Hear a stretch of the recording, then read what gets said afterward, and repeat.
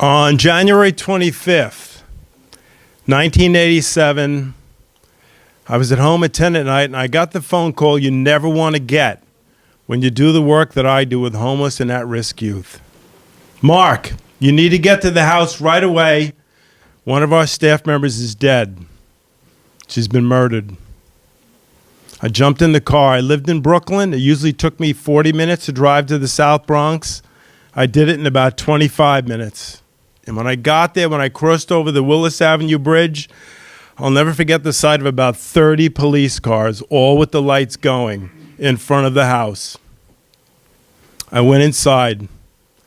The person who had died was a 65-year-old nun who had moved from Pennsylvania a few months earlier to be a full-time volunteer at our small program for homeless youth called My Brother's Place, where I served as program director.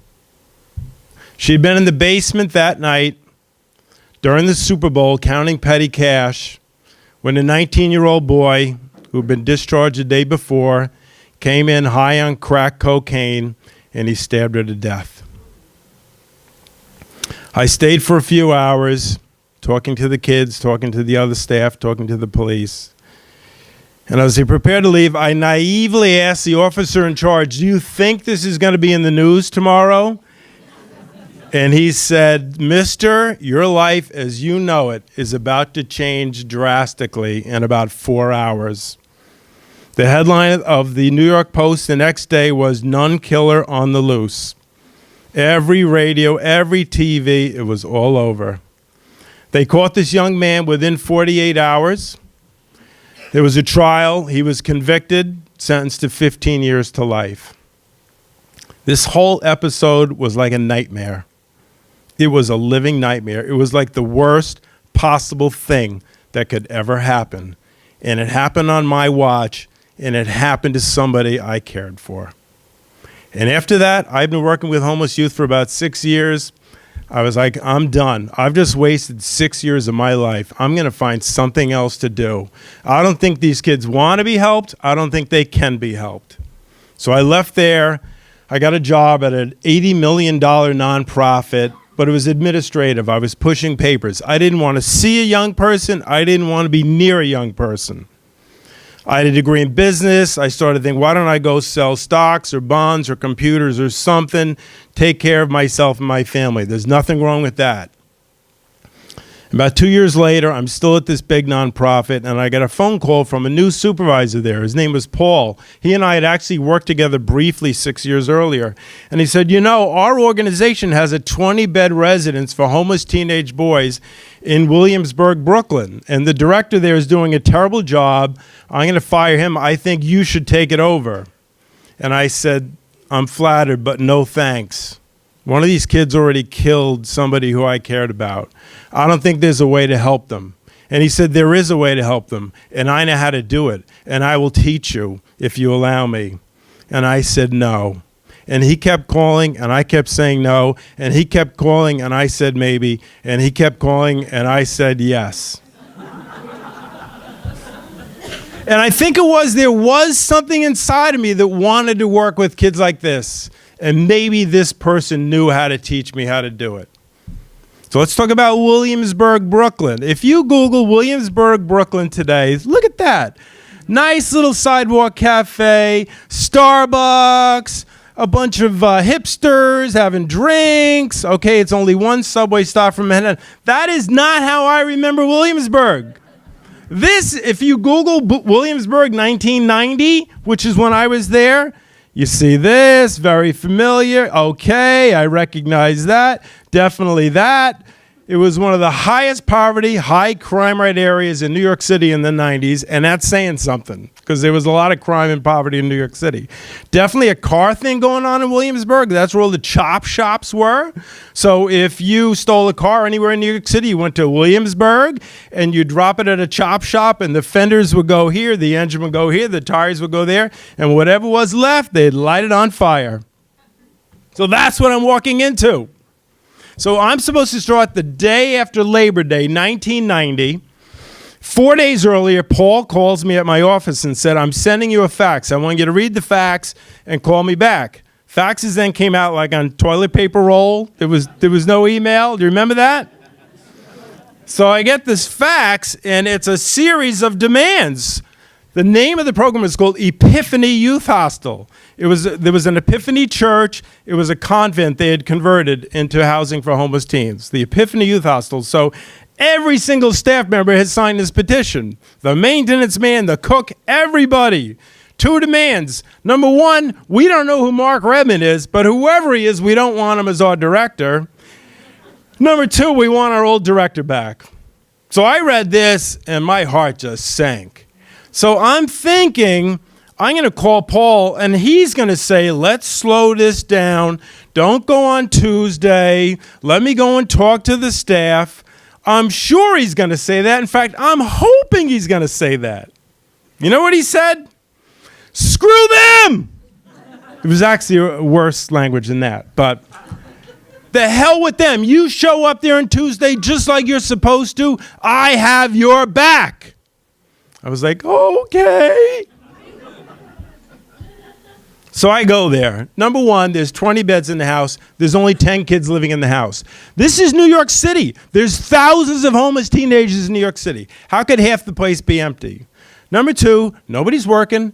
Nobody's going to school. Nobody's in a training program. Everybody's sleeping till like noon.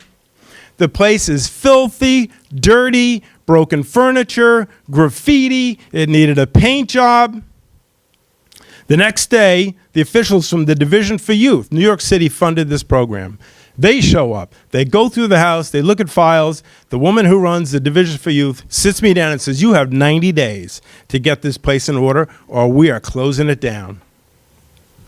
The next day, I'm in there, and all men, all male staff, one after another, comes into my office and says, I don't want to be blamed about the food. Too bad about the food. So I go in to see the cook. It was a woman in her 60s, Margaret. She was from Trinidad, Tobago. I said, what's up with the food? Everybody keeps telling me about the food. She said, we got a full shipment of food yesterday. It takes a lot of food to feed 10 boys, breakfast, lunch, and dinner. And it came here yesterday. When I left, it was all in the freezers. About half of it's gone. I said, what do you mean half of it's gone? She just walked away. She said, this has happened many times before. So that night I called a friend of mine. She had worked at Epiphany. She had moved to Illinois. And I told her I was director of the program. And I said, there's this crazy thing with the food missing. She said, you have about 4 or 5 men from that area who work there, totally corrupt. Widely believed they were selling drugs to the kids. Widely believed they were having drug parties there at night. And she said, I have no doubt when they saw that food got delivered, they pulled their cars up in the middle of the night and just filled up their trucks. You could walk down the street to the bodega and see the same side of beef there that was in your freezer the day before. So she started listing. I said, who are they? She went through them. This one, this one, this one. I said, how about this one guy, Darren? He keeps telling me I'm doing a good job. She was like, he's the ringleader. Don't trust Darren. He's the worst. So I go in the next day, and I see this guy, Darren. Darren says, Mark, I think I know who stole the food. I said, I do too. I think I know Darren. He said, who do you think it is? I said, I think it was you. He just starts screaming and yelling. From that point on, it became a pitched battle. I would come in there, and it would be these unsigned notes slipped under my door. We will destroy you. You will regret ever having come here. Every day. Another time I walked in, they had broken into my office, ransacked it, stolen all my papers. And then Paul calls me a few days later. He said, I'm going to ask you a simple question. Did you give $25 to a kid named Jose? I said, no. He said, did you give $25 to any kid there? I said, no. What is this about? He reads me a letter he got from Jose. It says, Mark Redmond gave me $25 if I would write you a letter saying that he's doing a good job.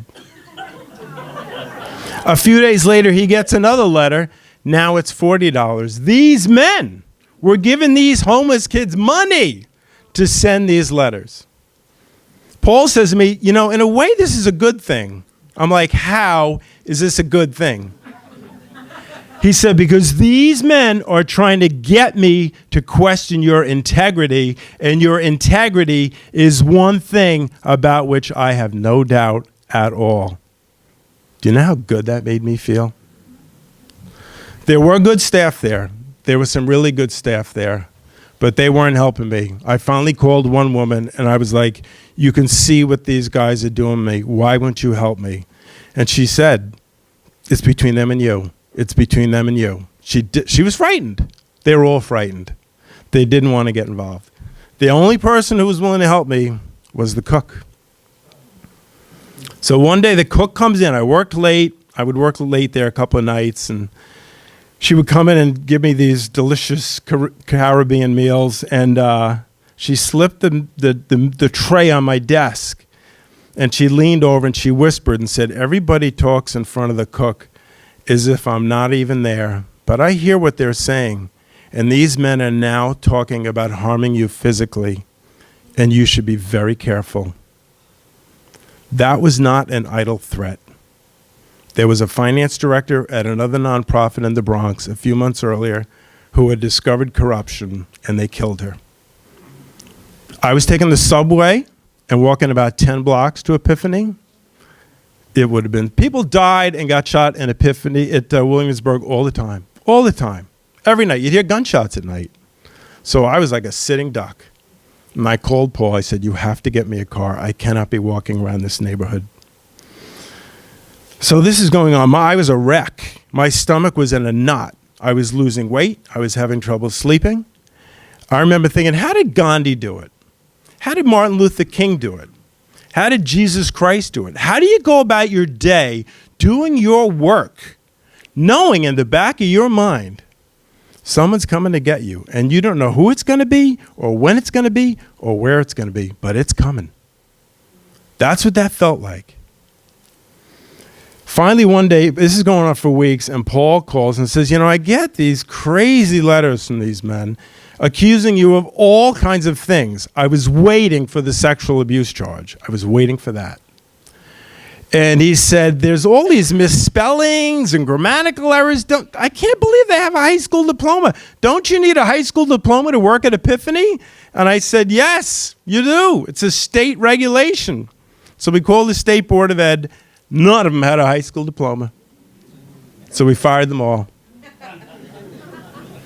Paul came in with the staff that were left, about a long table and me, and he pointed to me and said, this is your director. This is your leader. No more standing on the sidelines. You support him and be part of the team, or go. And one of them turned to me and said, we've talked. You have our allegiance. And they did. We rehired to replace all the staff we'd fired. We got kids jobs. We got them into college. We got them into training programs. We fixed up the house. My poor grandmother died, and I went over with a van and a kid, and whatever wasn't nailed to the ground, we took out of that house. Thank you, Grandma Sullivan.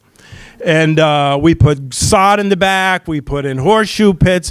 We created a great program for homeless youth. The same division for youth people that were going to shut us down declared us a model program for the city of New York and funded 4 more just like it.